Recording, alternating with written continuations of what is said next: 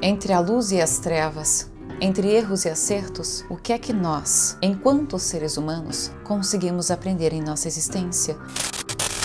O que poderemos levar desta experiência? Se porventura você aprendeu que o espiritismo é aquilo que você faz, você vai receber na mesma proporção? Talvez essa história abra um pouco mais a sua mente, porque a linguagem espírita, a linguagem da espiritualidade, vai além de meros conceitos. O que vale aqui é a experiência do espírito e a experiência na Terra. Uma história para mim chocante, duas histórias para mim chocantes, mas que trazem ao nosso conhecimento o valor de um espírito, o quanto ele pode realmente se regenerar. Falamos em evolução espiritual, falamos em arrependimento, falamos em regressão de memória a vidas passadas, falamos em tragédia, falamos em holocausto. Falamos sobre misericórdia. Esse vídeo tem muito mais a ensinar do que eu mesma poderia imaginar. Vamos lá.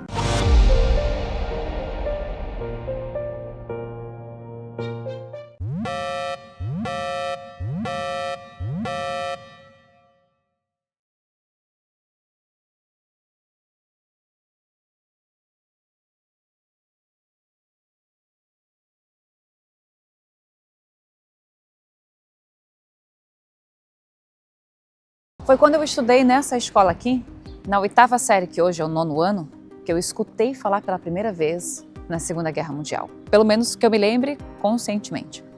O professor entrou na sala. Naquela época, eu acho que eu estava ali com 14 anos de idade ou algo assim. E ele chegou e falou o seguinte: uma mentira contada uma única vez, em um único dia, do ano inteiro, ela continua sendo uma mentira. Uma mentira contada 2 ou 3 vezes no mesmo dia, ela continua sendo mentira, mas ela já ganhou uma certa atenção. Agora imagine uma mentira contada 10 vezes ao dia, nos 7 dias da semana, ao longo de um ano inteiro. Aquela mentira vai se tornar em uma verdade, aqui na mente. E foi assim que ele introduziu a pauta, a aula sobre a Segunda Guerra Mundial. E eu nunca esqueci como ele começou aquela aula e o quanto que esse assunto bateu forte aqui dentro de mim. A Fernanda daquele tempo nunca imaginaria que hoje estaria aqui fazendo o que eu faço, contando os vídeos, as histórias que eu trago para você aqui no canal. A Fernanda daquele tempo, que estudou aqui nessa escola, não podia sequer imaginar o que viria depois. E eu não imaginei de verdade, contando histórias espiritualmente tão ricas e historicamente marcantes. Hoje eu começo a gravar essa história aqui, nos estúdios que você conhece, nos cenários que você já tem me visto e me acompanhado, mas eu não vou concluir aqui. E eu vou terminar aqui.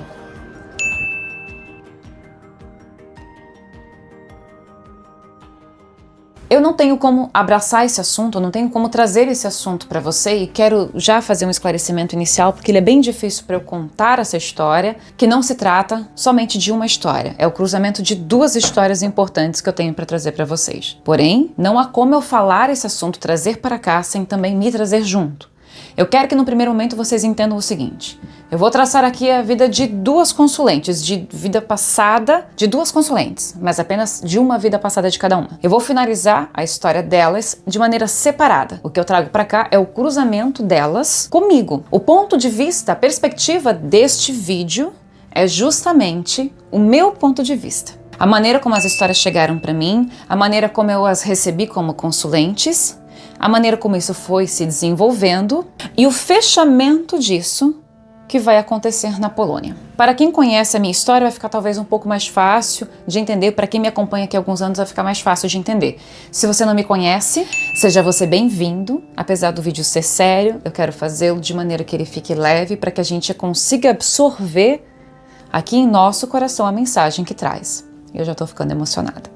Mas eu te peço, é muito importante para mim a sua curtida, o seu compartilhamento, que você se inscreva no canal, que você me incentive a fazer materiais como esse de hoje, que eu estou fazendo com muita dedicação, com muito esforço de verdade. Vou deixar passando em algum trecho dessa tela o vídeo que fala um pouquinho da minha vida passada, só para que você entenda um pouco do meu contexto.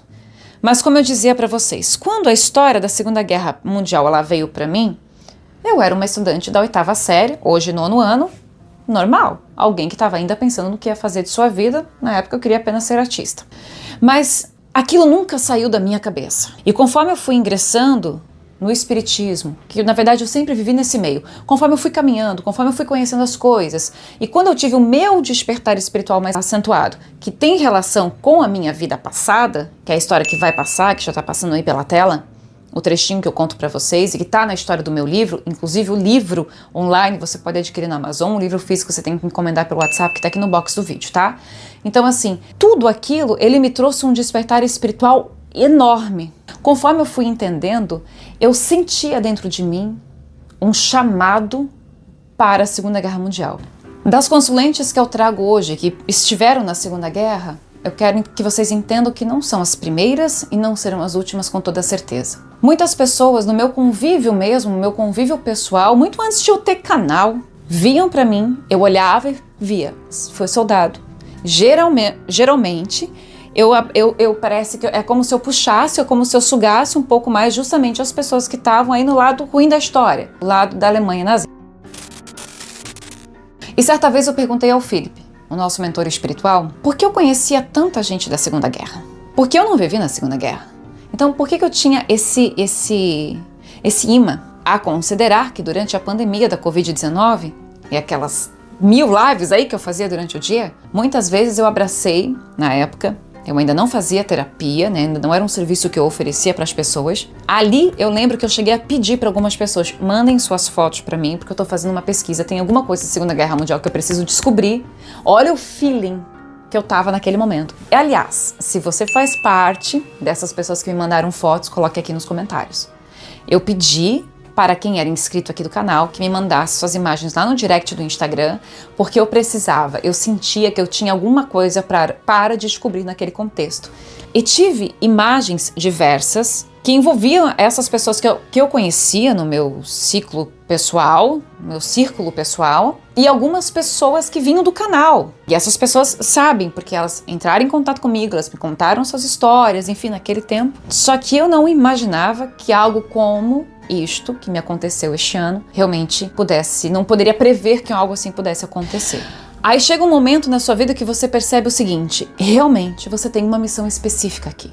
E acredito que, claro, não é só esse vídeo, os outros todos foram muito importantes, mas eu acredito que a partir desse eu comece a desencadear uma das coisas que estavam dentro de mim e que agora faz sentido o que eu sentia. Eu não sei se eu consigo me expressar, mas é como se eu tivesse encontrado na caminhada do meu destino, ou pelo menos em parte dele, não sei se é o objetivo final, eu não sei o que Deus preparou pra mim, mas eu sei que tem a ver com o vídeo de agora e o que vem a partir desse vídeo, nos meses a seguir, nos anos a seguir. Afinal de contas, quem é que poderia prever que nas minhas sessões, pessoas que me procuraram, que vieram para mim, teriam sido, na Segunda Guerra Mundial, 2 generais nazistas. E que naquela época eram 2 homens. Observe, eram 2 homens, braço forte de Adolf Hitler. E hoje, essas 2 pessoas vêm para mim, são mulheres, se tornam minhas consulentes, têm suas coincidências. Elas não são da mesma cidade, elas não se conhecem. Cada uma faz uma sessão separada da outra. Hoje eu vou contar a história envolvendo essas sessões, e não o histórico inteiro delas. Então aqueles mesmos generais, hoje, espíritos que evoluíram através do arrependimento, chegam para mim como mulheres, se tornam minhas consulentes, estou fazendo regressão, identificamos juntas, aqui você foi fulano, aqui você foi fulano, e a gente chega a encontrar a foto, inclusive dos 2 juntos.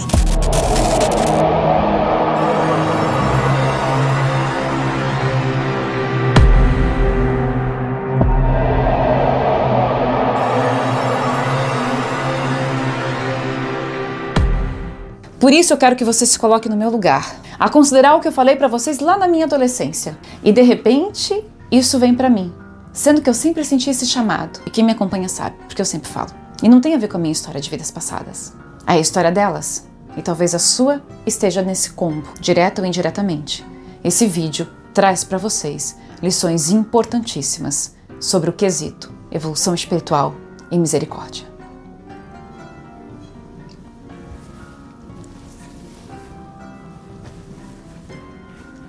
Eu nem cheguei lá ainda.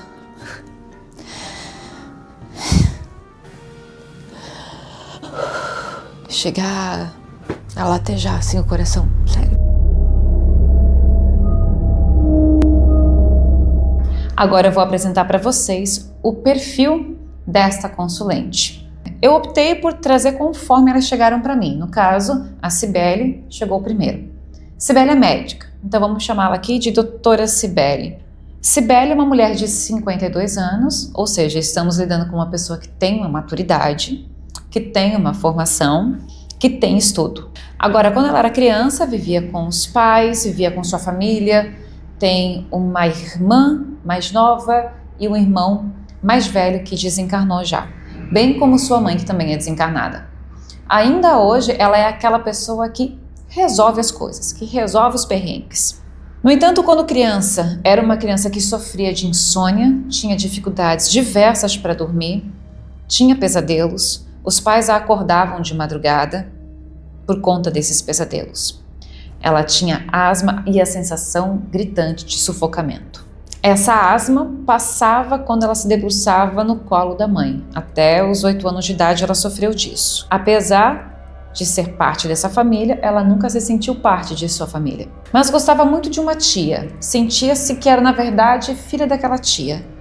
Deixa eu só comentar com vocês o seguinte, eu estou fazendo essa explanação inicial para que vocês consigam entender o que eu quero dizer com o vídeo de hoje. Lembrando que o contexto de outras vidas é um espírito, que tem outras vidas além desta que estou detalhando neste vídeo, ok? Vai ficar para vídeo futuro, porque não vai dar tempo de fazer tudo aqui.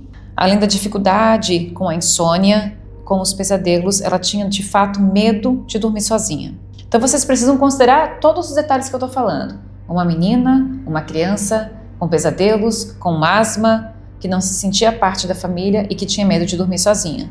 Isso já diz muito sobre um espírito que está desencontrado, eu diria, que é a melhor maneira de expressar. Ela nunca teve uma festa de aniversário. A primeira vez que ela teve uma festa de aniversário, ela já tinha 49 anos. Também não gosta de Natal e nem de Ano Novo. Durante o seu período de faculdade, foi bastante namoradeira. Mas é aquele tipo de perfil que não gosta de ser cobrada. Então, muitas vezes isso fazia com que ela desistisse de alguns relacionamentos. Como médica, ela resolveu se especializar em... Eu quero abrir barriga. Palavras dela.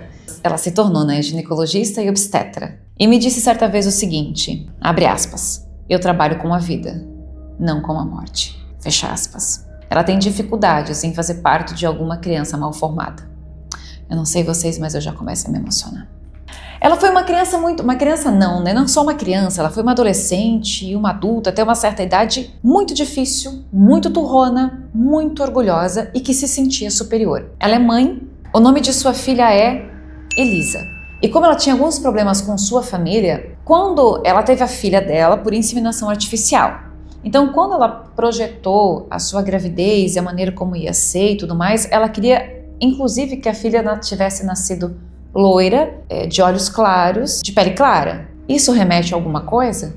Porque ela quer conduzir de alguma maneira aquela pessoa que vem a ela, o espírito que vem. Na época, ela pertencia, digamos assim, com mais intensidade e sem consciência a esse tipo de perfil, porque ela se sentia superior. E talvez, eu penso, que talvez agravado por uma faculdade, de ser uma pessoa que não vem de uma família abastada financeiramente, que financiasse tudo que ela teve. Ela teve que lutar, ela teve que ralar para conquistar o que ela conquistou, e isso foi mérito dela, isso é inteligência dela.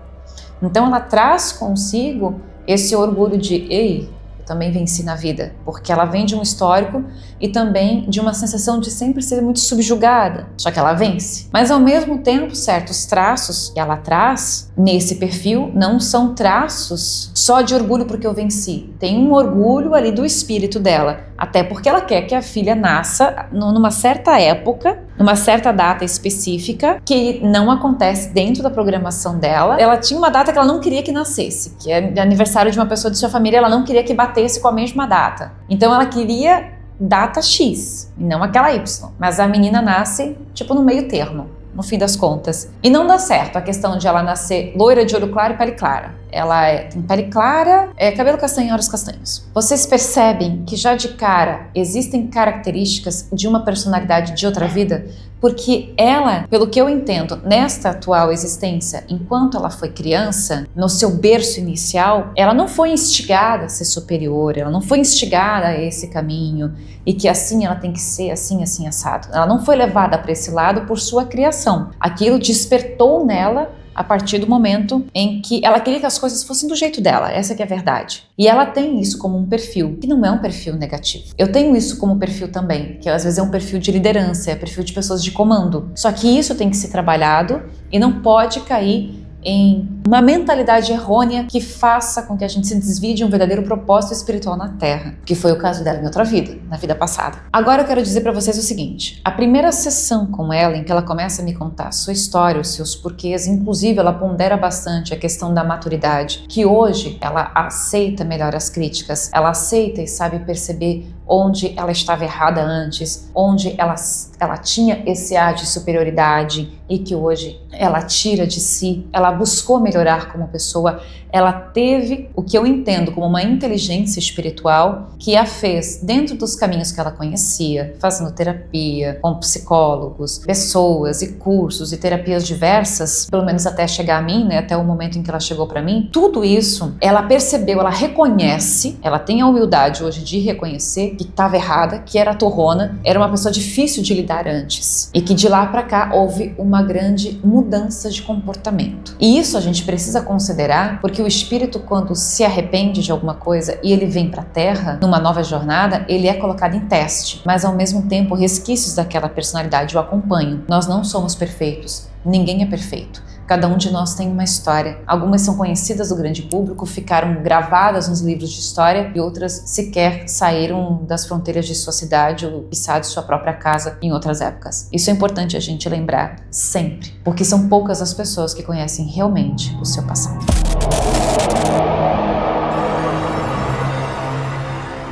Agora, na primeira sessão que eu fiz com a doutora Cibele, eu olhei para ela e eu vi. A primeira coisa que eu vi, o rosto dela se transformou. Na época, e isso começou no ano passado, ao final do ano passado, eu não tinha a noção do que eu falei antes para vocês, que o meu espírito já conhecia aquele espírito. Mas eu vi claramente o rosto do general que ela foi. O bigode, os olhos firmes, objetivos. Observe que eu falei para vocês que ela foi uma criança tolhida a falar, introspectiva. Esse general não tinha esse comportamento. Ele falava, ele berrava. Eu vi claramente na primeira sessão com ela, o general numa casa que parecia ser de madeira, e ele não era um general que enfrentava, que lidava com os judeus ou coisa assim. Pelo menos não foi a visão que eu tive. Ele era um general de soldados alemães, ele estava ali para formar o exército. E eu vejo ele berrando com esses soldados. Essa é a primeira visão que eu tive e parecia que eu escutava voz alta, vociferado mesmo, assim, falando. Eu, como terapeuta, não posso induzir a pessoa a isso e eu tenho que saber se ela está preparada para ver isso. Mas eu, com aquele medo, posso errar, eu tiro um print da tela e eu mando para a mama. O que você sente? Ela me respondeu na hora, foi um general nazista. Isso é forte, eu comento com vocês porque a gente tem essa troca com frequência, mama e eu. Algumas pessoas eu vejo de cara, outras não, mas quase sempre eu vejo perfis desta natureza. Romanos, egípcios, nazistas. Isso começou a chamar muito a minha atenção.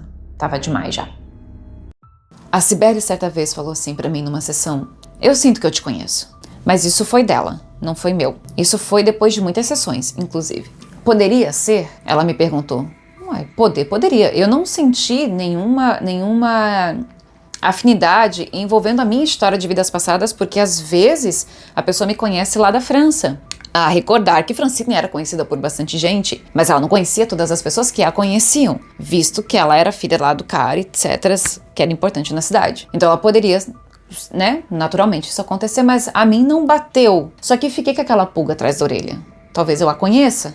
Eu não senti isso partiu dela. Eu também não senti com a outra consulente. Mas aquilo, o que a Cibele falou pra mim, ficou aquela pulga atrás da orelha. Aí eu pensei, talvez não tenha sido da minha vida passada, talvez possa ter sido da colônia espiritual.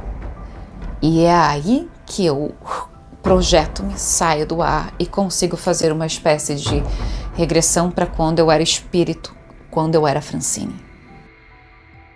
A cena é muito rápida, eu não sei se tem mais do que isso, se tem, se não me foi permitido ver, mas eu sei, o que eu vi foi um banco num jardim bem típico, bem tradicional de lá. O general está ali sentado, com a cabeça para baixo, sabe quando a gente senta e fica com a cabeça assim para baixo? Ele está ali sentado com a cabeça para baixo.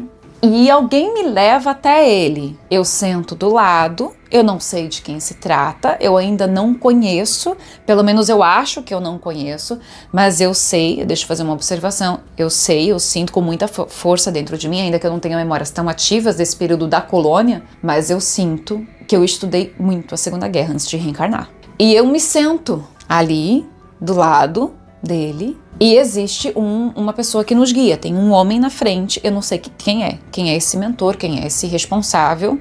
E aí eu lembro que eu olho para os olhos dele, eu olho para ele é um espírito, aposto a passagem de umbral, aposto do que ele passou, ele é um espírito, ele tá ali na minha frente, e ele mal consegue erguer a cabeça da vergonha que ele tem devido ao arrependimento que carrega. E eu sei que Francine, o espírito meu como o Francine naquele tempo, que não tem a estrada da Fernanda hoje, talvez ela não tivesse a dimensão daquilo que estava acontecendo, daquilo que estava vindo. E a dor que eu senti, que vinha dele, um pouco ainda daquela dor, e o pouco que eu absorvo naquele momento, porque eu sei que esse espírito sofreu muito.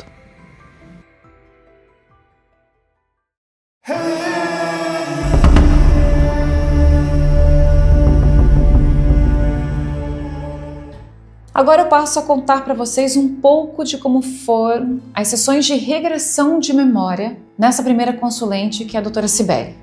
Observe que muitas vezes eu trago para vocês aqui as leituras de vidas passadas. Ela é feita de uma maneira diferente. Quando nós falamos em regressão, que é a própria pessoa vivenciando aquilo, o processo costuma ser muito mais intenso, mas isso é relativo a cada uma dessas pessoas. A facilidade de se concentrar, a entrega, são diversos detalhes que a gente precisa prestar atenção, levar em consideração quando vai fazer análise daquela pessoa. No caso da doutora Cibele, ela tem uma dificuldade bem acentuada de se entregar. Então ela começa a ver o seu passado de uma maneira mais leve, digamos assim. E não começa pela vida do general, mas isso eu vou contar em outro vídeo. Claro que as pessoas nas sessões comigo, elas querem saber aquilo, se eu vi alguma coisa, se eu percebi algo, se eu posso comentar algo. E não é diferente de ninguém, não foi diferente com ela vem me perguntar se eu visualizo alguma coisa do passado dela. Foi feita a primeira sessão, a segunda, eu me recordo que eu fui falar para ela entre a segunda e a terceira sessão de que ela era uma pessoa de comando. Eu não me recordo muito bem, mas eu lembro que demorei um pouco assim a falar que se tratava da Segunda Guerra. Bom, enfim, ela começa a fazer a regressão dela, as sessões de regressão, depois. Começo da quinta sessão dela comigo, ela fez a regressão para a infância dela. Depois, ela não passou pelo general, mas aí eu já tinha falado para ela que tinha sido um general. Isso eu tinha comentado. As outras vidas, até hoje eu olho para ela e não visualizo outra coisa, eu só vejo o general. Assim, eu fiquei bitolada, eu fiquei fechada nisso. Porém, ela sabendo dessa minha visão, ela começa a levar em consideração o perfil dela, o jeito dela, porque ela tem esse lado de liderança, ela traz essa coisa do comando com ela. E temos uma observação aqui que até esqueci de mencionar antes. Ela não é só médica, ela também é oficial da Marinha. Ela tá de novo em um tipo de atividade que, apesar de um médico também ter essa atividade muitas vezes de comando e etc., porque ele tem isso já como uma responsabilidade natural, eu vejo dessa maneira, ela também é oficial, ou seja, ela também tem isso nessa segunda profissão dela, que tem resquício de outras vidas também. E ela queria ter servido a aeronáutica, mas não conseguiu ir à frente. As regressões dela não são regressões intensas. Então ela vê flashes, como se fosse uma fotografia aqui, uma fotografia ali, ela entende aquele contexto porque é despertado junto com essa memória o entendimento que a alma carrega, o seu saber, a sabedoria que você traz, as suas experiências. Isso nunca sai da gente, tá? A gente tem que saber lidar com o nosso passado. Da primeira vez que ela se vê nesse sentido, aí ela já se vê o general, se vê gritando com algumas pessoas que ali eram soldados. Ela não vê a cena que eu vi. Ela viu uma cena, eu acho que eu entendo, visualizo, ainda que é no mesmo cenário, mesmo local. Mas eu acho que ela tá numa área externa e o que eu vi era numa área interna e era de noite. Aqui eu acho que ela tá de dia. Ela sente dor no estômago nessa hora. Porque também se trata de um cara que carregava muita raiva dentro de si. E raiva pode gerar até mesmo úlcera. Então, no perispírito dela, ela carrega um pouco desses fluidos energéticos desta figura que foi o general e até de outras vidas. Existe uma mulher nessa jogada. Essa mulher que ela aparece, ela reconhece de imediato. Era uma protegida do general e ela reconhece nesta vida como sendo a sua filha. A protegida deste general chamava-se Lisa. Só que neste momento nós ainda não sabemos de qual general se trata. E eu não consigo ter assim eu não tenho, para dar um Google e pesquisar, eu não tenho ponto de partida porque eu coloco lá, generais de Hitler. Aí aparece sempre o Göring. Aí aparece o Goebbels. A gente já fez vídeo do Goebbels, pode passar em um lugar dessa tela aqui para você assistir. Aparece sempre o mesmo, não aparecem todos os generais. E, enfim, né, gente, eu tô atendendo a pessoa, eu faço uma pesquisa aqui, eu procuro para seguir com a sessão e etc, mas eu não sei exatamente de quem se trata. Ela começa a fazer uma pesquisa por conta própria. Vamos seguindo com as regressões. Ela faz outras sessões e aí, de repente, ela viu essa vida do general, daqui a pouco ela tá numa outra vida, que tá em outra e tal. Até que ela pega outra vida do general, e esse ritmo tem que ser respeitado, porque é a necessidade do espírito que comanda a sessão, e não a minha, nem a minha curiosidade, nem a dela. Por mais que eu quisesse, né, já resolver o caso, eu tenho que esperar todo o tempo de ela despertar nesse sentido. Bom, ela não vê nada direito, mas ela escuta como se fosse um estampido no ouvido direito, sabe que havia tido um bombardeio, mas sabe que não morreu naquele bombardeio. Então não é uma regressão profunda, de novo. Ela é uma regressão superficial e, de novo, sente algo na barriga. Ela vê só isso, tá? Só isso. O que a gente tem é a visão que eu tenho dele e essas referências. Ela tem um nome que vai vindo na cabeça dela, mas ela também não consegue exatamente ter certeza do nome. Ela começa a fazer a pesquisa dela até o momento em que ela encontra esta imagem.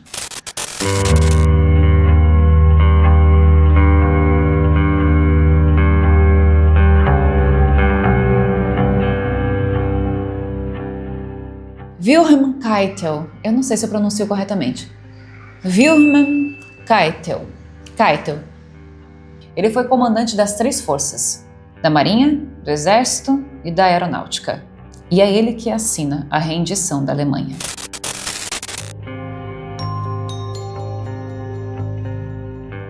Ela me envia a foto dele e aí eu reconheço. É o cara que eu vi nela.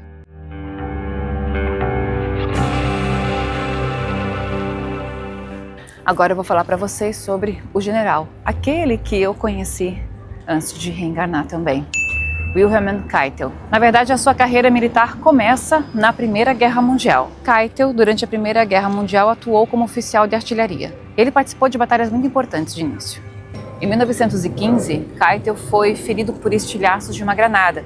Inclusive, esse detalhe é importante porque na regressão é uma das coisas que ela consegue identificar. E foi através deste pequeno detalhe que a gente depois consegue esmiuçar, destrinchar e entender que se trata deste general. E aqui a gente está no contexto da Primeira Guerra Mundial. Depois da sua recuperação, Keitel acaba indo para as atividades administrativas. Então ele sai daquele momento de campo de batalha, vai para a administração. E ele passa a ganhar muita experiência no processo dessa administração, chegando a assumir após a Primeira Guerra Mundial o comando das Forças Armadas Alemãs, que inclui aí então a Aeronáutica, o Exército e a Marinha. Ou seja, nós não estamos falando de qualquer general. E foi muito forte para mim, como eu disse já aqui no vídeo, que eu gravei em Itajaí quando eu estava em casa, a visão que eu tinha dela. Aliás, sempre que eu a olho, eu percebo a figura desse general de tão forte que foi para mim. Inclusive a sua versão mais jovem. Keitel era conhecido por sua lealdade incondicional a Hitler. Ele era peridado, ele era conhecido entre seus colegas como Lackei-Keitel, que é um trocadilho com a palavra alemã, Lackei, de lacaio. Ele era o lacaio de Hitler. Ele obedecia cegamente ao Hitler. Durante a Segunda Guerra Mundial, Keitel assinou alguns decretos que contrariavam a lei internacional. A Ordem de Jurisdição, que remove a ameaça de processo por crimes alemães cometidos contra a Alemanha Oriental. As diretrizes para as tropas que exigem uma ação implacável contra os judeus. Ordem do comissário exigindo a execução imediata de todos os oficiais políticos soviéticos após a captura. Decreto, abre aspas, noite e neblina, resultando no assassinato de milhares de combatentes da resistência. Keitel também cooperou no assassinato de judeus e outros civis na União Soviética. Mantinha tratamento brutal com prisioneiros de guerra soviéticos. Em 8 de maio de 1945, é justamente essa figura, o Keitel, que assina a rendição da Alemanha, terminando de vez a Segunda Guerra Mundial.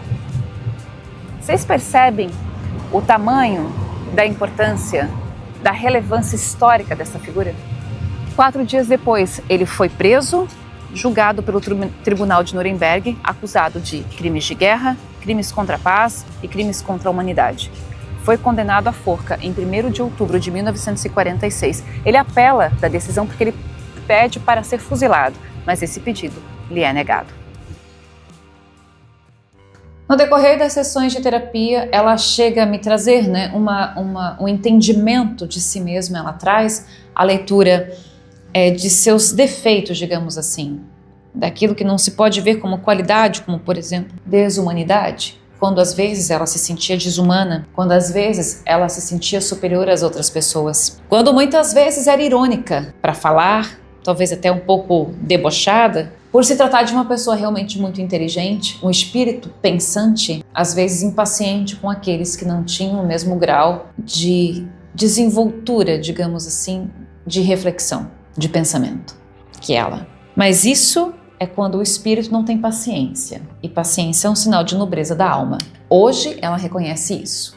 Ou vocês conseguem observar que o que ela traz é bastante consciência de suas próprias sombras. A última regressão de memória que eu faço com a doutora Cibele, ela volta para essa vida em que ela foi general, mas ela está na infância. E nessa vida na infância, ela está brincando com parentes, tem 3 anos de idade, aproximadamente, tem os olhos claros, loiro, brinca na grama com outras crianças, parentes, é uma criança cuidada, muito bem cuidada, é um menino feliz, tem o pai por perto, eles se gostam, é uma família que tem estrutura, certo? Pelo menos a princípio. O pai toma conta das crianças que estão ali brincando, tá tudo bem.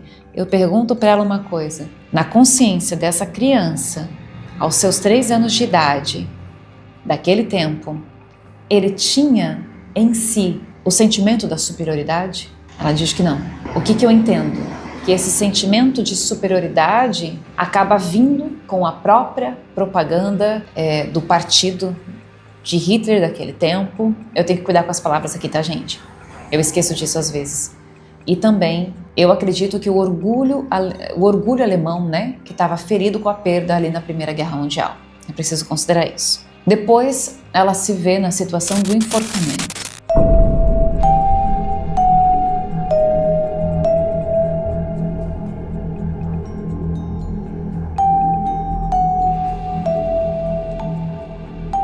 Em 16 de outubro, Keitel foi enforcado aos 64 anos. As suas últimas palavras são, abre aspas, apelo ao Todo-Poderoso para que tenha misericórdia do povo alemão. Mais de 2 milhões de soldados alemães, antes de mim, foram para a morte, pelo seu país. Agora siga os meus filhos. Tudo pela Alemanha, a Alemanha acima de tudo. Fecha aspas. Ela fala que está arrependida e está arrependida antes disso. O que eu vejo? O que é muito comum nas leituras humanas em geral. Às vezes a pessoa está arrependida, mas ela não fala que está arrependida. Isso a gente tem que levar em consideração. Lá dentro existe um arrependimento, mas o orgulho muitas vezes faz com que a pessoa não fale e não admita. Quando você faz a regressão de memória e aquele espírito, quanto mais a gente cava a consciência de quem foi, ele consegue admitir aquilo, bingo, é aí que o espírito começa a se recuperar. Porque aí, aquela consciência, mesmo que ela alcançou 5% da consciência de quem foi, já é de grande valia para a limpeza da alma, porque a gente só evolui quando admite o erro, quando perdoa, quando se perdoa e quando admite o erro. Porque aí você mata o teu orgulho e é a partir daí que nasce a humildade. Entenderam? Ela vaga numa escuridão logo depois do enforcamento. Isso é uma sessão resumida, tá, gente? Ela vaga, sente seres como se fossem monstros por perto dela. E conforme ela ia falando aquilo, me arrepiava tanto, mas tanto. O local escuro, local com escada, enfim, sentia a alma saindo como se ela não fosse dona de si. E passa ali tempo que tem que passar até o momento em que alguém chega e oferece ajuda, estende a mão e ela aceita, para onde ela vai, para um espaço de recuperação. No caso, ele, espírito de Keitel. E quando isso acontece, enfim, ela consegue sentir paz e tranquilidade. E quando ela fala isso para mim, é outro momento da sessão em que eu mesma me emociono bastante. Vocês estão conseguindo entender que neste vídeo longo e completamente caprichado para vocês, existem detalhes de extrema importância para você que estuda a espiritualidade, que considera a pluralidade das existências e entende que existe uma misericórdia divina. E para encerrar esta parte aqui, nós não sabemos precisar o tormento que o espírito passa quando está no umbral. Nós não sabemos, a não ser que você tenha uma memória muito vívida deste ambiente, deste local. É realmente aquele inferno bíblico, mas de frio, de ranger de dentes, porque é de frio, de dores diversas e de estar perdido e mergulhado dentro da própria escuridão. Mas é preciso lembrar que todos nós somos filhos do mesmo Pai.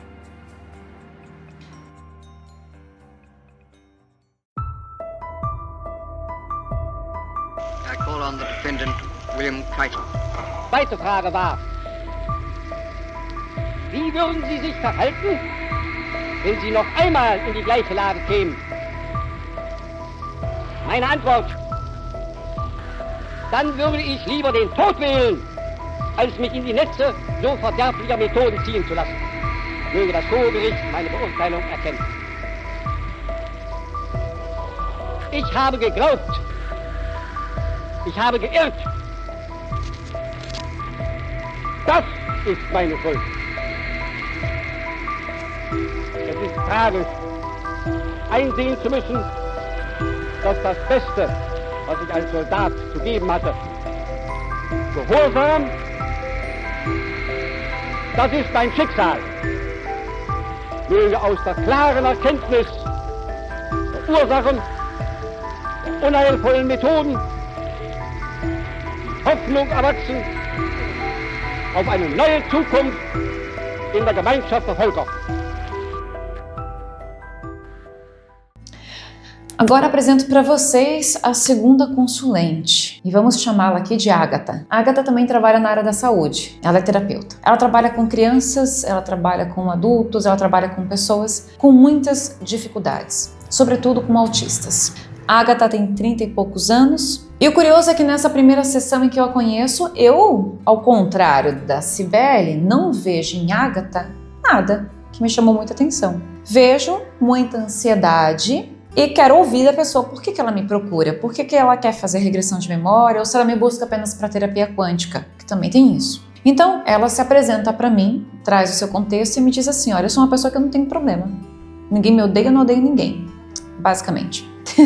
Ela tem um único problema assim, que é em relação ao pai dela, mas quando eu for fazer o vídeo completo dela, a gente vai aprofundar no assunto. Mas enfim, ela é uma pessoa que tem uma vida boa, ela tem uma estabilidade financeira, uma das coisas que ela tem dentro de si, crise de raiva. Mas ela me conta algo curioso. Na verdade, ela não era seguidora minha, ela não era inscrita aqui do canal. A mãe dela era, na verdade, minha seguidora e estava assistindo a um vídeo meu na televisão, na sala, e foi ali que a Ágata se deparou comigo a primeira vez. Ela viu o vídeo, escutou 5 minutos eu falando e na hora se levantou dizendo, eu vou fazer terapia com ela. E não só isso, ela disse, ela ainda vai contar minha história. Ela tinha acabado de me conhecer e ela sentiu este feeling e ela não estava errada. Ela só foi me contar essa parte que um dia eu ia contar a história dela muito pra frente, depois de muitas sessões. E é óbvio, na verdade eu gosto de contar a história de todo mundo. Eu só não conto se eu não fechei a história ou se tive algum imprevisto, alguma coisa que a história não ficou redonda ou ela ainda tá em investigação. Isso acontece, né? Ainda tá em estudo. Então, num primeiro momento, o que eu percebo é que esse espírito sabia que estava vindo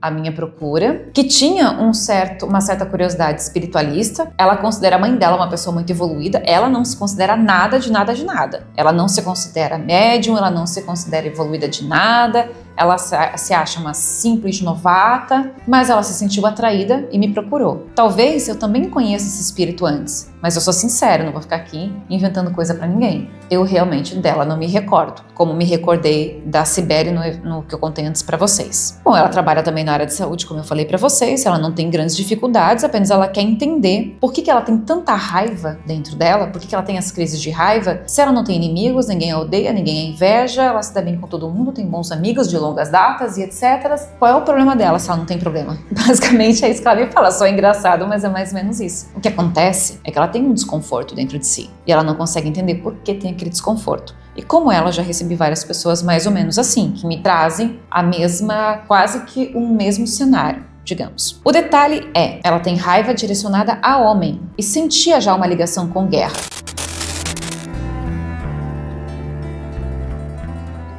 Uma das coisas que ela me fala é, ela acreditava sim em reencarnação, acredita em reencarnação naquela primeira sessão. Ela sabia que tinha sido homem em outras vidas, talvez tenha sido sempre homem em outras vidas, inclusive ela se pondera isso. Ela sabe que ela sempre viveu em guerras e que a coisa mais normal numa guerra é homem matar homem. E isso não a espanta. Então ela acha estranho ela ser assim, mas é uma verdade que ela carrega. E na verdade, gente, vamos combinar. Se uma guerra existe, mortes vão acontecer. É óbvio. Eu também vejo dessa maneira, pra ser sincera, porque é a lógica, ainda mais nos tempos que a gente vive com todo o histórico que a gente tem, né, de herança da nossa humanidade. Ela também me diz que é rígida, uma pessoa extremamente objetiva, é casada, o seu marido é uma pessoa muito criativa, é o oposto dela, isso faz com que às vezes eles tenham algumas divergências. Ela não tem problema nenhum com o corpo feminino, ela se adapta muito bem, etc, mas ela acha a maternidade uma coisa esquisita. Bom, enfim, facilmente segue ordens. Então daqui em diante, o que eu trago para vocês e o que eu vou falar, no caso dessa consulente, a gente precisa considerar alguns detalhes. Que ela, quando me procura, e ela não sabe exatamente porquê, ela sente dentro de si, ela sabia que tinha sido homem em outras vidas, etc. Mas aquela coisa, fui homem de guerra, vou me ver com espada em cima de um cavalo e não sei o que, não sei o que, não sei o que. Ninguém faz regressão de memória para descobrir que foi assassino, que foi nazista, ou que foi qualquer coisa semelhante, que foi um psicopata. Por isso, eu sou muito grata por ser, eu entendo dessa maneira, por ser uma espécie de porta-voz da espiritualidade e através dessas histórias poder revelar para vocês tudo que é tão difícil em uma regressão e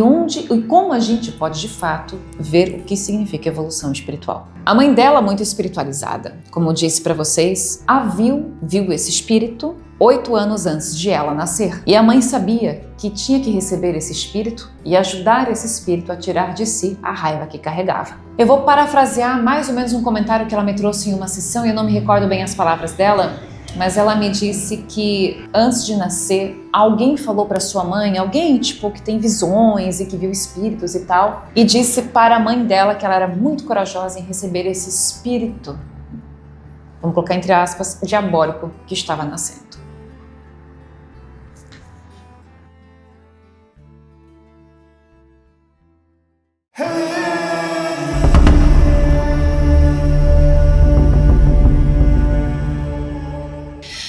Agora vamos falar um pouquinho de como foram as regressões para esta vida e eu vou precisar resumir no caso de Ágata. Como eu disse para vocês, ela vai viajar no passado e pensa assim, né, vou me ver em cima de um cavalo com uma espada na mão e tal, ou algo parecido. E ela se vê nesse contexto, vou falar mais à frente. Depois que ela passa por algumas sessões de regressão de memória, diferente da Cibele, a Ágata tem regressões muito intensas. E essas regressões muito intensas, elas trazem quase sempre a dor, a angústia, a carga energética que aquele espírito tem de diversas vidas. Pensa numa pessoa que precisava mesmo fazer regressão de memória. Não foi à toa que ela viu aquele trecho na TV e foi atrás de mim. Por quê? Ela começa a tremer, o corpo dela começa a tremer demais. Ela chora demais, já de cara. Do nada, ela se vê ao lado de Hitler.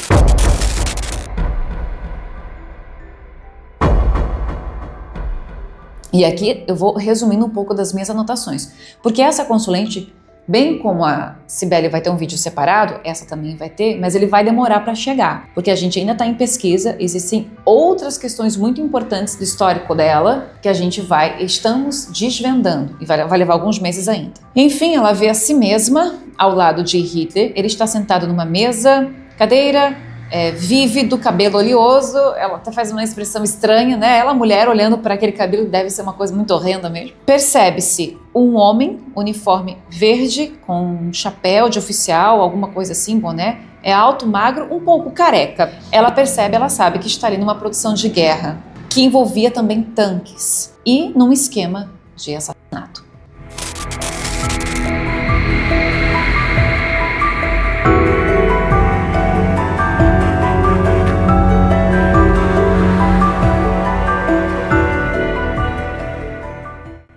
Eu quero que você se coloque no lugar dela. Observe, por exemplo, se fosse você está fazendo uma regressão de memória, você acha que vai ver isso e de repente vê aquilo. O teu racional em uma sessão como essa começa a interferir. Porque a pessoa, e é o que acontece a ela, como assim eu estou do lado do Hitler? Como assim eu estou ali do lado do mal? Como eu estou ali? E é isso que é difícil de aceitar num primeiro momento da parte dela. É difícil a ela entender, porque mesmo depois, quando termina a sessão, ela fala assim pra mim, mas eu tô do lado dele, eu tô recebendo uma pasta com nomes a serem executados, que era do próprio partido, ali do partido alemão, e também de ingleses e de outras nacionalidades. Ele tá passando isso pra mim, eu vou mandar a ordem, eu vou mandar a execução disso. Eu fui essa pessoa. Ou seja, como você se sentiria se você se visse numa regressão de memória, sabendo que você foi essa pessoa?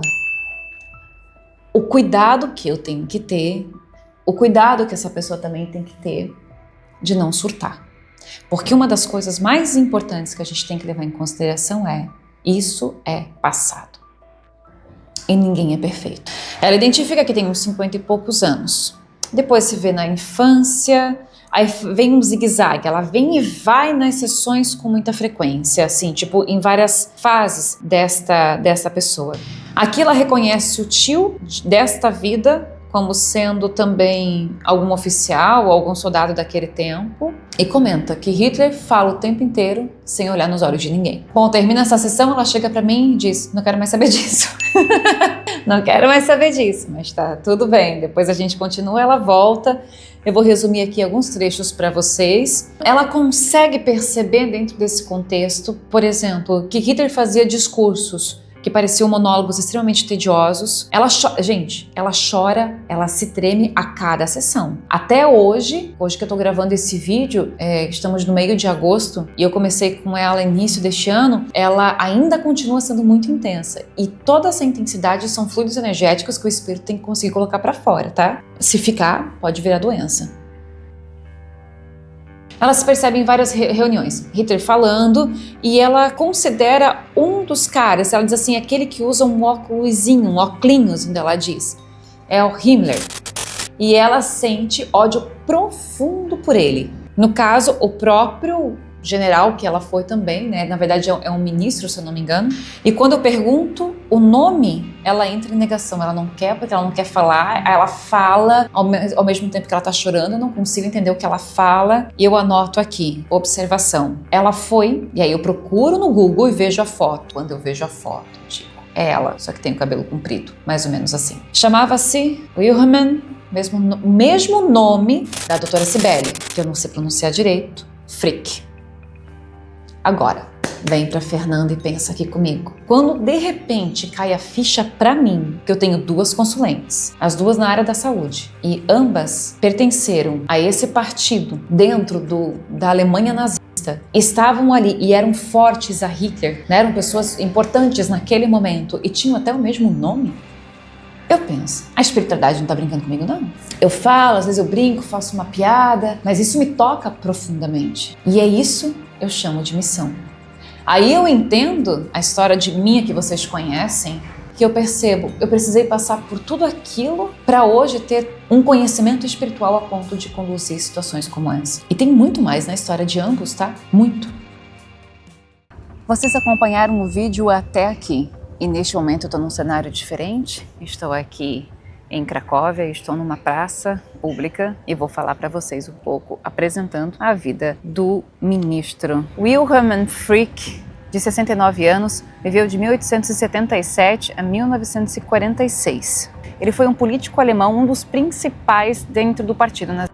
Nascido em Alsace, Alemanha, Frick começou sua carreira política em Munique, onde se envolveu com o movimento nacionalista e anticomunista. Em 1923, ele participou do Putsch da cervejaria, uma tentativa fracassada de golpe liderada por Hitler, e foi brevemente preso. Após sua libertação, ele continuou a trabalhar para o partido nazista e foi eleito para o Reich, o parlamento alemão, em 1924. Ele se tornou o primeiro nazista a ocupar um alto cargo quando foi nomeado ministro do interior do estado Turingia.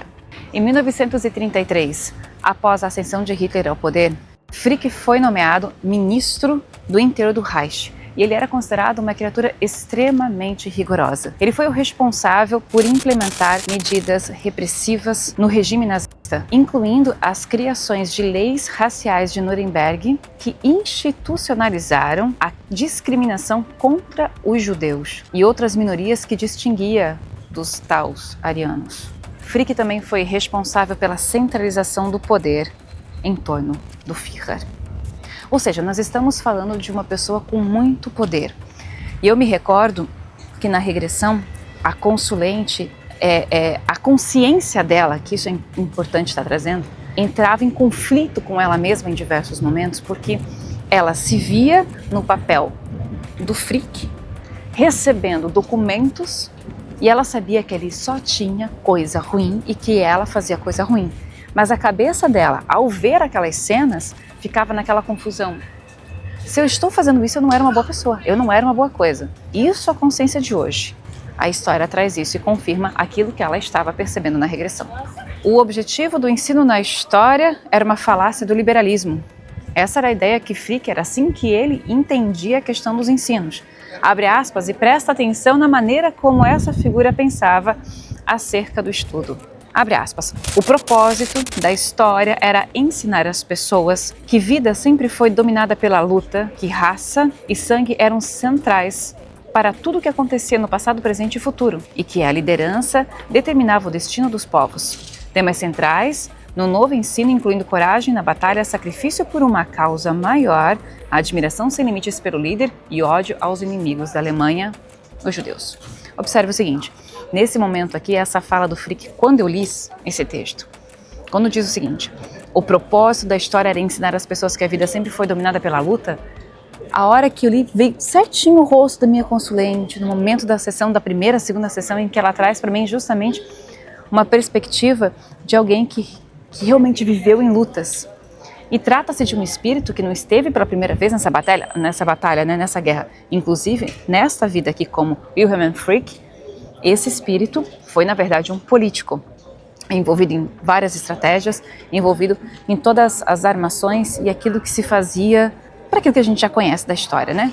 As consequências que isso teve. Mas ele estava por debaixo dos panos e fazia as coisas erradas também acontecerem com mais precisão.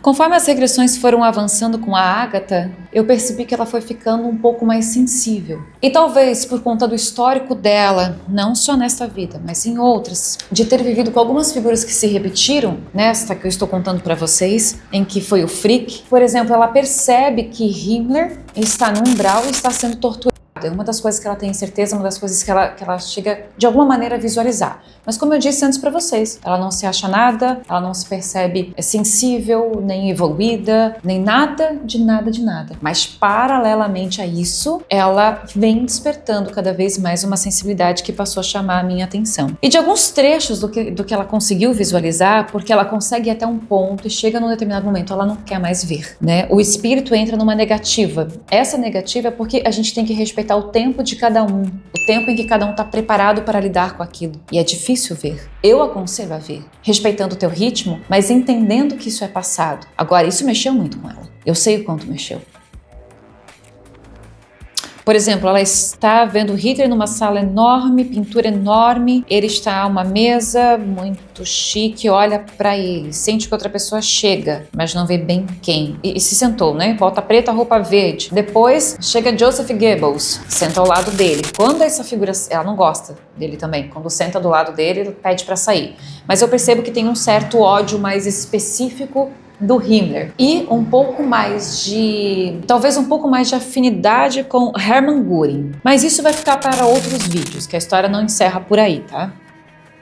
Frick foi destituído do seu cargo em 1943 e logo nomeado protetor da Boêmia e da Morávia. Lá ele continuou a desempenhar um papel muito importante e muito repressivo até o final da Segunda Guerra Mundial. Após a guerra, Frick foi preso, julgado e condenado pelo Tribunal de Nuremberg por seu papel como ministro do interior e controlador dos campos de concentração. O fizeram ser considerado culpado por planejar e iniciar guerra de agressão, crimes contra a paz e contra a humanidade. Ele foi condenado à morte por enforcamento. Em seu julgamento, Frick argumentou que nunca pretendeu que as leis de Nuremberg pudessem ser utilizadas para assassinatos em massa, embora admitisse que isso acabou acontecendo. E disse também, abre aspas, no que diz respeito à acusação contra mim, tenho a consciência limpa. Minha vida inteira foi serviço ao povo e à pátria. Pelo cumprimento do meu dever legal e moral, acho que ganhei punição tão pequena quanto as dezenas de milhares de oficiais alemães, obedientes que agora foram presos, apenas porque cumpriram seus deveres. Fecha aspas. A minha consulente, ao ter conhecimento de quem ela foi em sua vida passada, tendo sido essa pessoa, e ao ver a maneira como ele reagiu, porque é muito comum em certos espíritos, quando tem muito orgulho e quando eles querem impor esse orgulho, é muito comum que eles neguem quando eles erram, porque eles não conseguem admitir erros. E ele teve uma negativa neste enredo. Ela sente bastante nesse sentido e chamou o Frick de tudo quanto é nome, palavrão que vocês possam imaginar, porque na cabeça dela não passa de um covarde, de um covarde, de um covarde, de um covarde. Aí você pode estar se perguntando, peraí, mas não é o mesmo espírito? Ela está julgando a si própria, naquele tempo, um covarde. Mas a gente precisa considerar algumas coisas. Existem alguns detalhes na conduta desse espírito que eu vou estar desbravando mais nos próximos vídeos, porque não vai ficar nesse, eu sei que ele tá longo, a respeito desse espírito, porque ele traz uma espécie de código de conduta oriundo de outras vidas. A questão é que no ambiente nazi, isso parece que não existiu.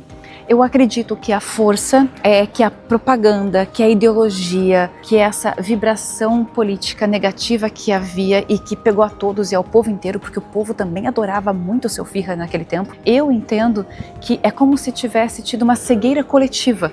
Um pouco do que o Frick fala tem a ver com aquilo que a gente percebeu dela em outras vidas, mas em outras partes tem um abismo de diferença.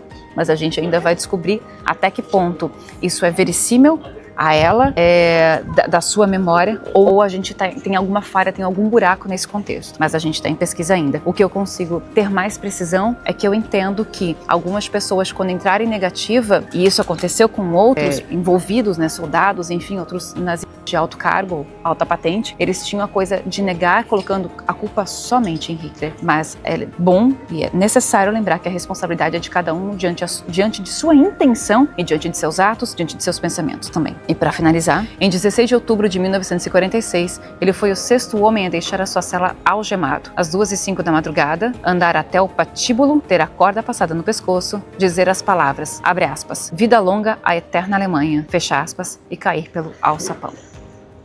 Essa parte do desencarne de Frick pelo enforcamento, na regressão, pelo menos até o presente momento, não trouxe pra gente um entendimento do seu arrependimento. Eu compreendo que isso veio depois como espírito após o seu desencarne. Eu preciso considerar um detalhe aqui quando a gente fala de missão e todo mundo tem a sua, ela também. Em uma certa sessão, ela pede para falar comigo a respeito de uma das crianças que é autista e que tem muitos rompantes de agressividade. Ela me manda foto, me apresenta esse menino. Fê, o que é que você sente dele? Como eu disse, ela já está ficando mais sensível. Eu olhei para ele e disse, não, é outro nazista. É uma criança pequena, tem aí, sei lá, 5 anos, 6, eu não me recordo. Eu vejo esse menino e percebo, esse é nazista. Nela, sim. você pode tirar uma dúvida para mim? Eu quero saber se é esse cara aqui. Porque aí ela começou a fazer as associações ela mesma. E ela chega e me traz a imagem de um cara que depois ela pesquisou e percebeu que tinha um comportamento muito semelhante ao menino que ela trata. Esse cara, no passado, foi Martin Bormann. Ou seja, o menino que ela atende, que segundo ela não é o mais agressivo dos que ela atende, foi também nazista, Martin Bormann. Quando um espírito começa a se recuperar, a ele é dado missões. Ambas essas minhas consulentes são da área da saúde. O que eu percebo? Ela, tal como Cibele, conseguiram se recuperar e hoje tem missões específicas para salvar vidas, para trazer vida, trazer luz a essas vidas, a esses espíritos que ainda não conseguiram se regenerar, visto que essa criança que ela atende ainda tem consigo o mesmo comportamento, só que dentro de um universo infantil deste que foi um soldado alemão completamente, segundo ela, nas pesquisas que ela fez, um psicopata. Ela me contou nessa sessão, porque ela fez algumas leituras das pesquisas que ela mesma faz e que Joseph Goebbels, que era o ministro da propaganda de Hitler, chegou a falar certa vez que Frick, que foi ela, não era um verdadeiro nazista. Ela mesma me diz o seguinte: eu não sei o que ele quis dizer com isso, mas ele disse isso. Está escrito em um dos livros que traz a biografia dele. Na visão dela, na visão da Agatha hoje, Frick não passava de um grande idiota e de um cara que não assumiu a responsabilidade dos seus atos como deveria ter assumido. E isso a choca muito. Como eu disse, porque ela traz seus códigos de conduta de outros tempos. Alguma coisa muito negativa aconteceu naquele momento da Alemanha, que a gente sabe. Nós sabemos, os livros contam, os filmes contam, os documentários, as histórias, os sobreviventes. Mas energeticamente ali existe algo a mais, para mim, que vem de mais tempo ainda, de um tempo anterior a este. E é nisto que nós estamos em pesquisa ainda.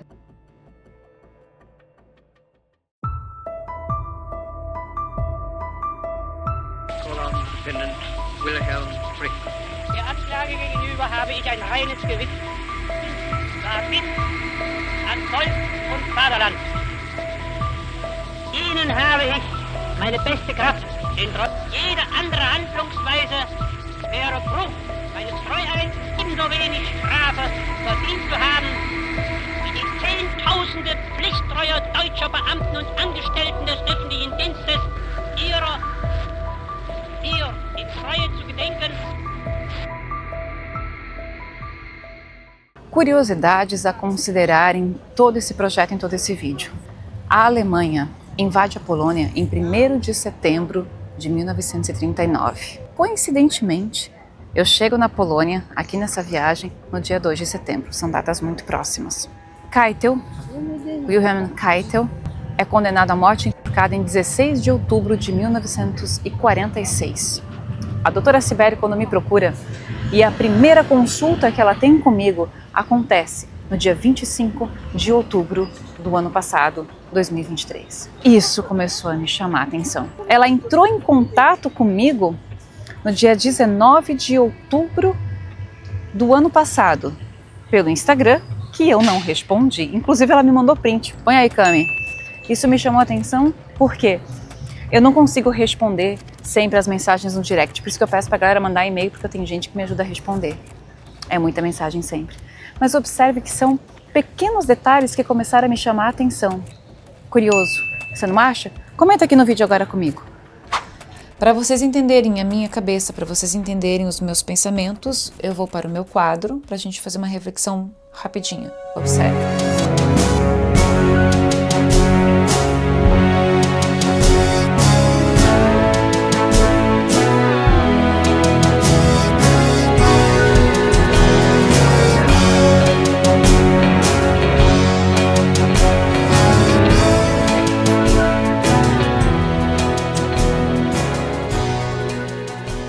Eu não sei se vocês gostam de quadro, mas eu sou professora à moda antiga. Quer ver quadro? Você quer com caneta, mas sabe aqueles giz? Eu gostava, né? Apesar do giz ser tóxico, né? Vamos lá, para vocês entenderem um pouquinho a minha cabeça. Então a gente tem a doutora Cibele, médica. A gente tem que levar em consideração aqui, eu adiantei, fui escrevendo, mas ela é médica, trabalha com vida, certo? Temos a nossa terapeuta, nossa psicóloga também, doutora, a Ágata, aqui, claro, com vida, aqui, físico, aqui, saúde mental. No passado, Wilhelm Keitel, Wilhelm Frick, não sei se eu estou pronunciando correto, perdão. Um foi general, o outro foi ministro. São pessoas, são figuras importantes nesse terceiro Reich, na Alemanha nazista. E aí, as coincidências que eu trago, né, pra cá, no caso, a Cibele, que é médica, é mãe, e a gente vai lembrar que ela tem uma filha chamada Elisa, e o Keitel tinha Lisa, o nome de sua esposa. E a considerar uma coisa que eu não falei foi que Cibele nunca conseguiu chamar a filha de filhinha e aquela coisa toda. Ela tinha um tratamento diferente, assim. É curioso isso. E a filha muitas vezes queria mandar na mãe. Mas olha só, temos um perfil de liderança, de fato, é uma pessoa que sabe comandar, é uma pessoa que gosta de estar à frente, é oficial hoje. E no trabalho que ela tem, ela é muito bem considerada, porque apesar de, dentro desses universos de exército, de aeronáutica, de marinha, enfim, seja o que for, existem hierarquias que devem ser obedecidas, e isso é muito rigoroso para eles. Apesar de ela não estar num cargo de ter superiores acima dela, o que ela sempre conta é que esses superiores confiam muito nela. E a gente tem, então, aqui a nossa terapeuta, que foi um ministro na Alemanha nazista, e que hoje trabalha, então, dentre várias crianças, trabalha como autista, especialmente ela não é mãe, mas querendo ou não, ela tem um monte de filho, né? Mais ou menos isso. Ela tem um aqui que é importante, que na vida passada foi esse rapaz chamado Martin, que é um político, foi um político alemão, e que era um cara maluco. Temos figuras soltas, mas importantes nessa história, que serão finalizadas, a gente vai tratar deles mais pra frente, Hermann Göring e o Himmler. E a relação que nós temos entre eles aqui, mas isso não vai ficar nesse vídeo de agora. É assim que a minha cabeça funciona. Observem, de novo, eu recebo 2 consulentes, 2 mulheres, quebram o ciclo de alguma maneira, vindo mulher, sendo que a última encarnação aí foram homens, que tinham o mesmo nome na Alemanha nazista e tiveram essa virada espiritual na trajetória terrena. Quando o espírito toma consciência de que ele não é da carne, que ele teve uma passagem, que ele continua vivo, o corpo passou, aquela vida passou, ele continua vivo. E tudo que ele fez o acompanha, seja de bom, seja de ruim. Quando ele ganha essa consciência, ele precisa admitir as coisas. E isso de admitir as coisas aconteceu com ambos, espiritualmente falando, a partir do desencarne dos dois. Inclusive, eu acho que eu não mencionei antes, quando ela vê o desencarne dele, o enforcamento, os dois morrem do mesmo jeito. A partir do julgamento de Nuremberg, eles são condenados à morte por enforcamento. É um momento de bastante dor e de muito arrependimento para esses espíritos naquele momento. Essa dor, esse arrependimento, continua com eles fase umbral. A partir do momento que o arrependimento chega ao espírito, entendam, aquilo é de um peso tremendo, horrível, medonho. E ambas passaram por isso. Em algum momento esses espíritos acendem a uma consciência e entendem que aquele caminho já não poderia mais seguir da maneira como eles estavam seguindo. Então existe um arrependimento. Na hora deste arrependimento, quando o espírito entende e admite, errei feio. E quando ele entende o que aconteceu, ele tem 2 maneiras de retornar à Terra. Ele pode vir, vamos pagar o nosso karma, então a gente vai vir de um jeito, todo mundo vai entender que eu fui ruim em outra vida, que eu fui péssimo em outra vida, e agora eu preciso ser maltratado, agora eu preciso receber o castigo daquilo que eu fiz. É assim, muitas vezes, que entendemos o Espiritismo. Assim, no primeiro momento, ele me foi ensinado aqui na Terra. Talvez você tenha passado pelo mesmo aprendizado. Mas a partir do instante em que o espírito se arrepende, tem o seu sofrimento em plano espiritual e ele se arrepende, ele tem 2 caminhos. Ou ele se perdoa, ou ele se machuca. Quando o espírito alcança o mínimo grau de luz, não tem por que ele se machucar. Vamos levar em consideração. Existe um histórico antes disso acontecer, mas existe um espírito de muita inteligência. E aqui também é um espírito de muita inteligência. Por mais que tenham sido as pessoas que eles foram no passado, a inteligência habita ali. Como são pessoas que usaram muito a mente, não só o corpo, entre outras coisas, mas muito a mente, eles poderiam nascer com problemas mentais, por exemplo, e ficarem presos com a sua inteligência abafada, sem poder contribuir para o bem. Mas é nesse momento que nós precisamos entender a palavra misericórdia. Afinal de contas, Deus deu talentos a ambos, como deu para mim, como deu a você. Usaram mal o talento antes e agora eles vão usar o talento da maneira devida. E observem a coincidência, a área da saúde e com os seus desafios nesta área da saúde, fora o desafio consigo mesmo. O que eu quero dizer é que esses espíritos, em algum momento, entenderam, se perdoaram até um grau, arrependeram-se sim, e vieram para a Terra com alguma missão. A missão para mim tá clara, eu não sei a vocês, mas ela tá clara a partir do momento em que aqui vai gerar vida e essa aqui vai trabalhar a mente. E ela tem desafios diferentes e trabalha com crianças, muitas delas autistas, de natureza difícil. E desses, não é, eu estou trazendo aqui mas tem mais. Ou seja, aquele espírito que conseguiu se regenerar e se arrepender, está na Terra agora tentando ajudar aqueles que ainda não conseguiram. Este é um que não conseguiu. Devido à sua resistência espiritual em admitir o erro, em admitir o problema. Ele não conseguiu admitir, então ele vem mais jovem, vem criança, vem com este problema. Isso aqui ainda está em fase de pesquisa, a questão autista para mim, tá? Ele vem com isto, entre outros agravantes, e se torna o quê? Paciente desta doutora aqui, dessa terapeuta. Dito tudo isto, que nos serve de conhecimento geral, histórico, para quem crê, para quem não crê, para mim basta o que eu aprendi. Nossa, como eu sou grata a isso. Posto tudo isso em cena, eu pergunto para você, dos erros que você cometeu, por que é que você não se perdoa? Das coisas difíceis que você passa em sua vida, por que é que você não consegue vencer? Eu entendo cada vez mais essa parábola dos talentos. Afinal de contas, Deus te deu algo. O que você está fazendo com aquilo?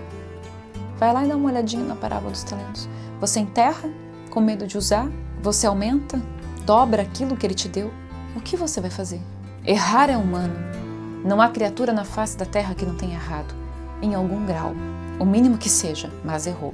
Cada um erra de acordo com a proporção de sua luz. Mas o espírito só vence quando ele admite o que faz, quando ele perdoa o outro e ele se perdoa. E é uma caminhada difícil para qualquer um de nós.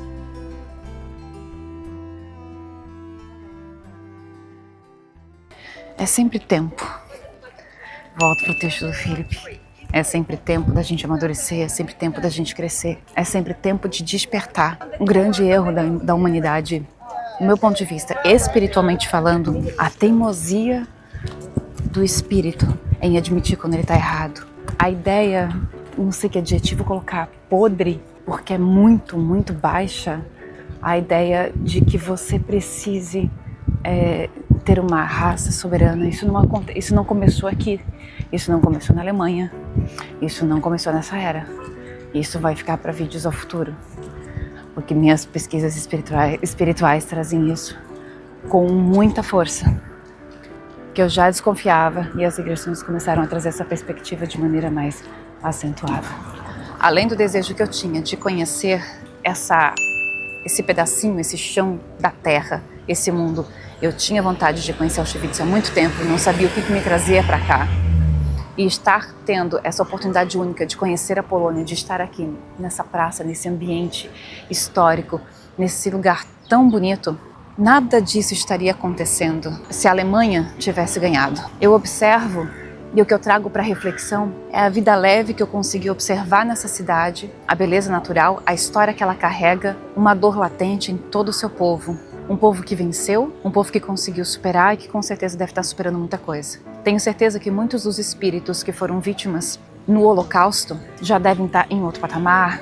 A maioria, com toda certeza, também recuperada e de repente já em outra vida, em outro local do mundo, talvez até bem distante daqui. Mas visitar Auschwitz, conhecer aquele lugar e estar aqui agora, para mim trouxe uma experiência humana única, que eu compartilho com vocês e sempre peço que curta o vídeo, que compartilhe, espero que você tenha gostado. E eu desejo muito que esse vídeo cresça, que ele alcance milhões de visualizações. E eu tenho essa ambição do fundo do meu coração, porque essa história tem que ser contada. E você vai me ajudar a compartilhar, você vai comentar, você vai curtir, você vai me ajudar a crescer por aqui. E a mostrar essa história para as pessoas. Aonde ela puder chegar, que ela chegue. Gratidão a você que está aqui comigo.